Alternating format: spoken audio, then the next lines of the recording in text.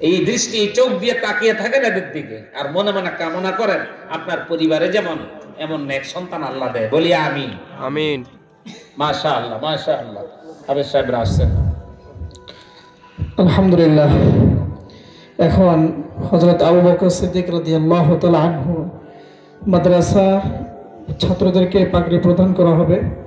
আমাদের সম্মানিত প্রধান মেহমান পাগড়ি পরিয়ে দিবেন। আমি ছাত্রদের নাম বলবো, তোমরা সামনে এসে পড়ো। হাফেজ মোহাম্মদ মারুফ বিল্লাহ, পিতা মুসলিমুর রহমান, ইসাপুরা।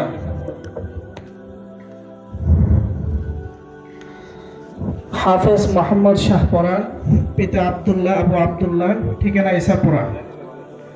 সাতগর। হাফেজ মোহাম্মদ শাহাদাত হোসেন, পিতা মীর হোসেন, মিয়াজিবাড়ি। হাফেজ মোহাম্মদ মুশফিকুর রহমান মারুফ, পিতা আনোয়ার হোসেন, খেয়াঘাট।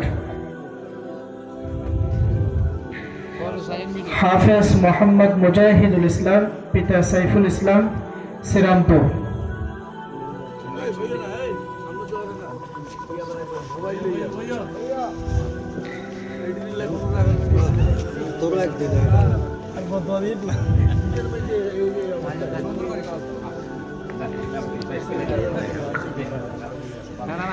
হাফেজ মোহাম্মদ ফরহাদ হোসেন, পিতা আব্দুল রাজ্জাক, হামিরাবাদ।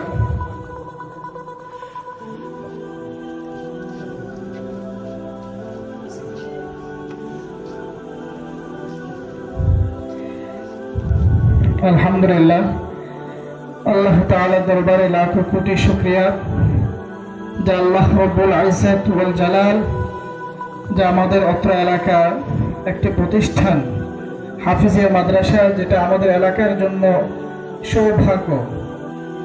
যে সমস্ত মরহুম ব্যক্তিরা কবরের মধ্যে শায়িত, সকলের জন্য ভূপৃষ্ঠে যারা আছে, উপরে ভিতরে যারা আছে, সকলের জন্য সৌভাগ্য।